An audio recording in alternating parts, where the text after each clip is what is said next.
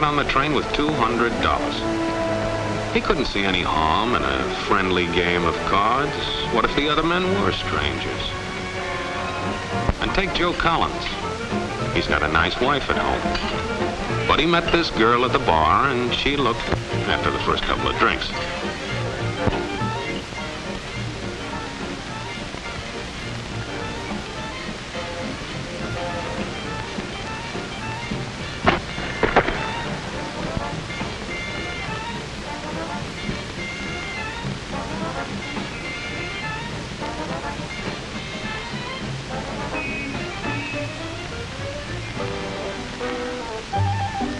There's a good old-fashioned word for people like us. We call them suckers. And there are other people. People who stay up nights figuring out how to take away what they've got. There are all kinds of games. Mike here, for instance. He's got everything in me. He's young, he's healthy, got a job. And he's got plenty of food. Big factories to make things a man can use. Big cities to do the business of a big company. And people. Lots of people. Enough to work the farm and build the factories, dig the mines, run the business.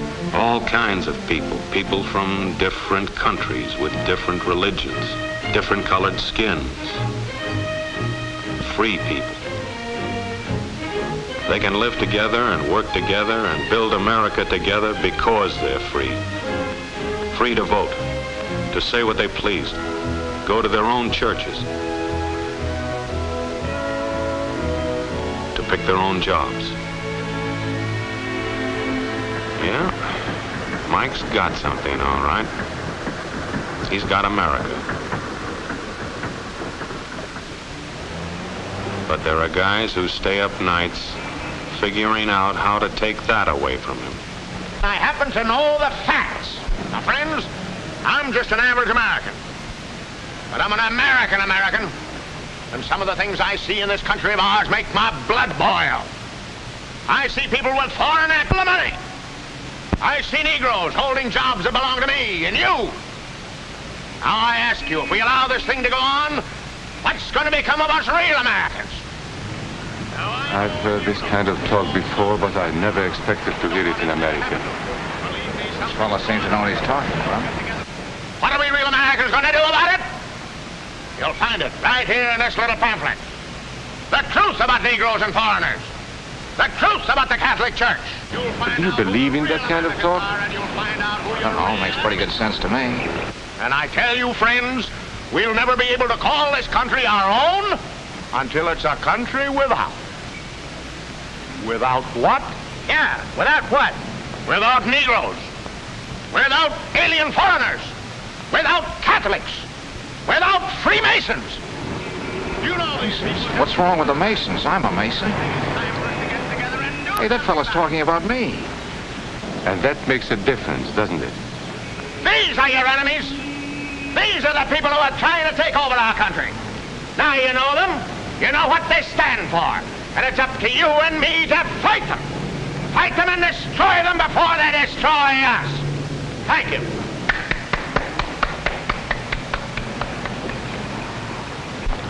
Before he said Masons, you were ready to agree with him. Well, yes, but he was talking about... What about those other people?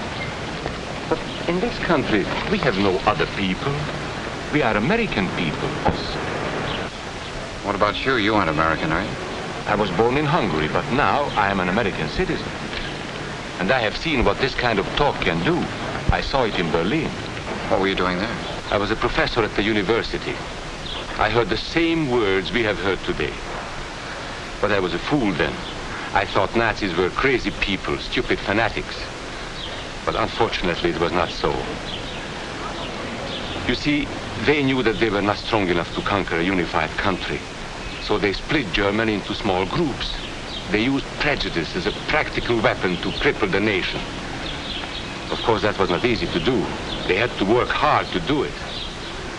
You see, we human beings are not born with prejudices.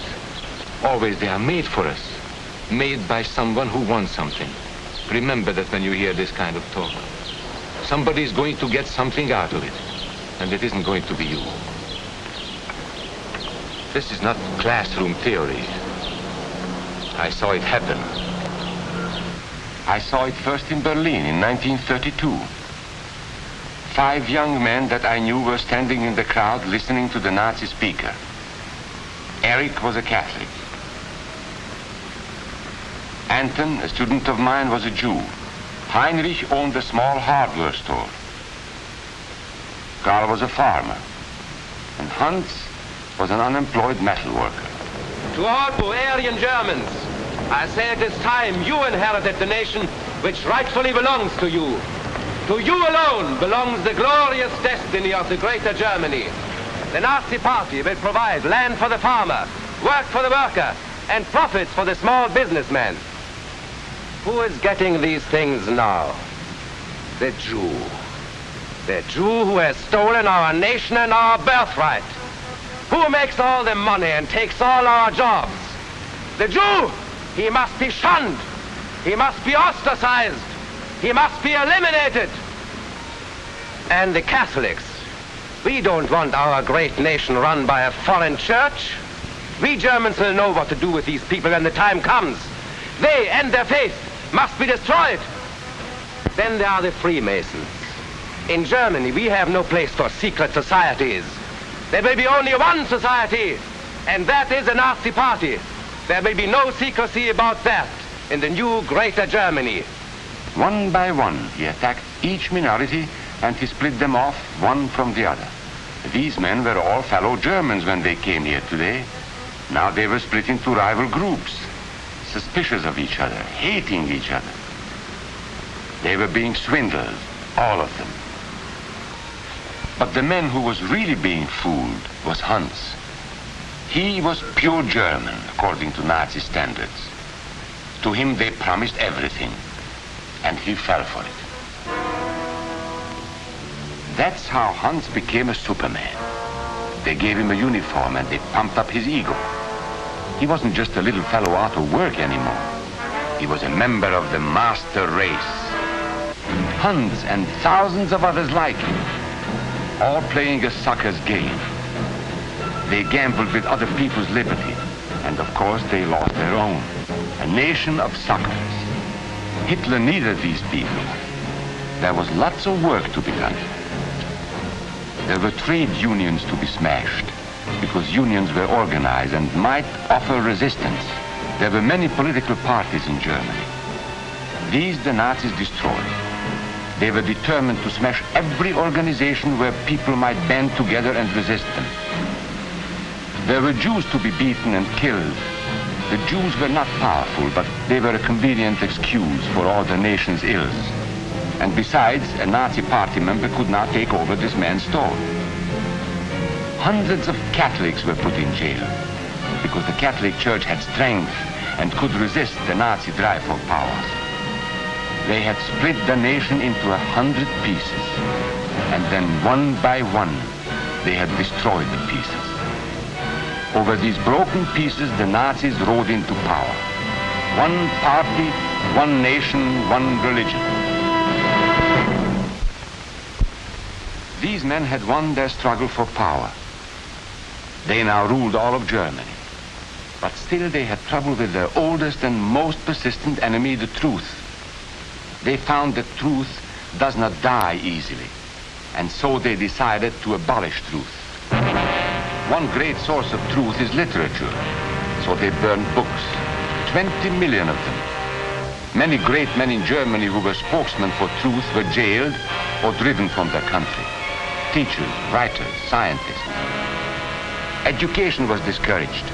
In 5 years, college attendance dropped 53%. It was forbidden to listen to a British radio program or read an American newspaper.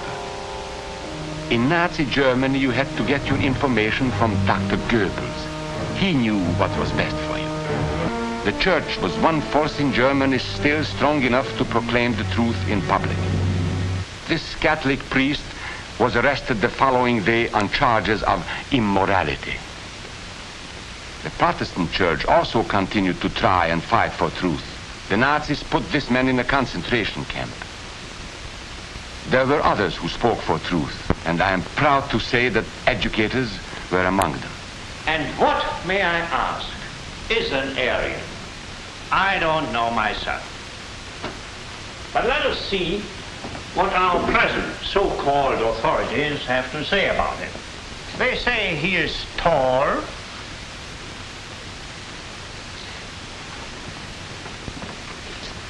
slender,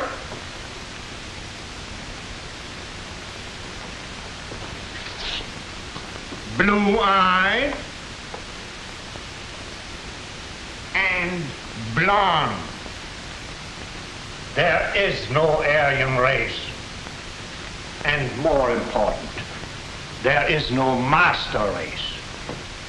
There are people who may find these ideas convenient, but science cannot support them. There is no scientific proof that there's any correlation between a man's racial characteristics and his native ability or character. In all racial groups, we find the same range of potentialities. We find idiots and geniuses. We find criminals and philanthropists. We must judge each man as an individual and not by the color of his skin or his eyes or by the length of his nose.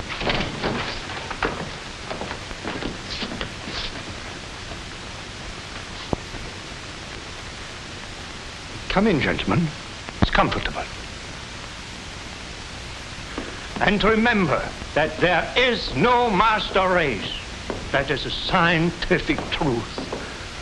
Anyone who tells you otherwise is lying.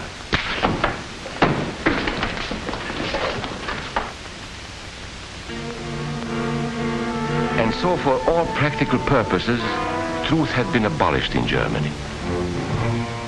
A lot of my German friends wondered what had hit them. How did it happen? Where did it start? It started right here. And this was where it could have been stopped. If those people had stood together, if they had protected each other, they could have resisted the Nazi threat. Together they would have been strong. But once they allowed themselves to be split apart, they were helpless. When that first minority lost out, everybody lost out. They made the mistake of gambling with other people's freedom.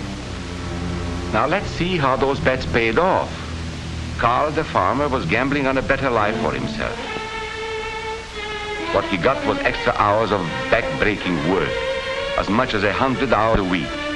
He was forced to stay on his land and produce what he was told to produce, because now Hitler was preparing for war.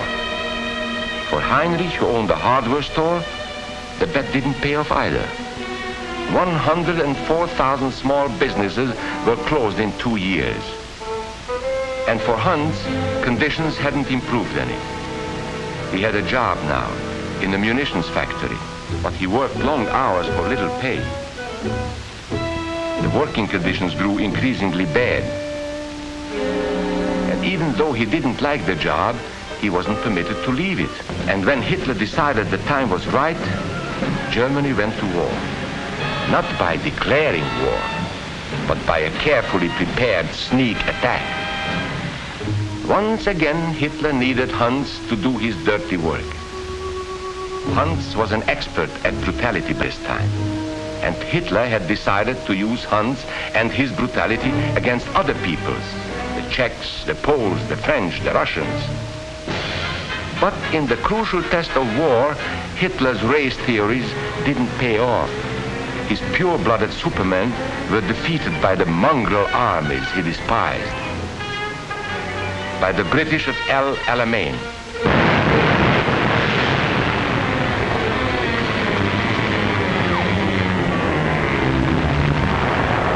by the Russians at Stalingrad,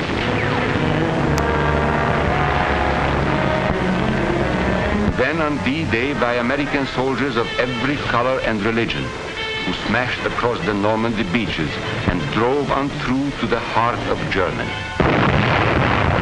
For the misguided Germans who had swallowed the Nazi bait, the Nazi game did not pay off.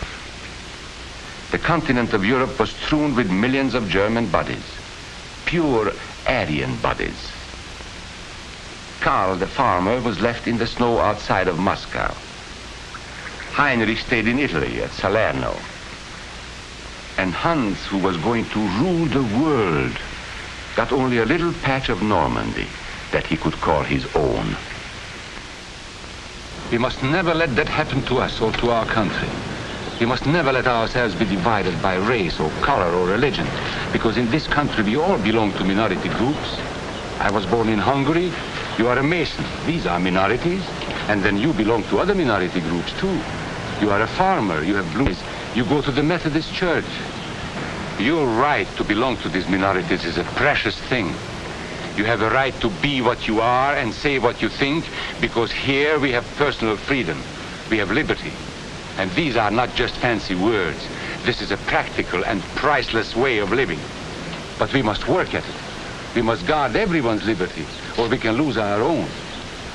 If we allow any minority to lose its freedom by persecution or by prejudice, we are threatening our own freedom. And this is not simply an idea.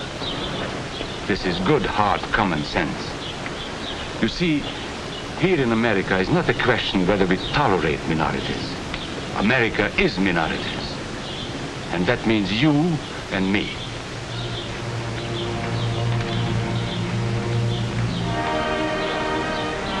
So let's not be suckers.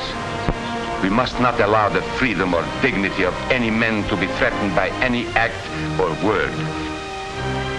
Let's be selfish about it. Let's forget about we and they.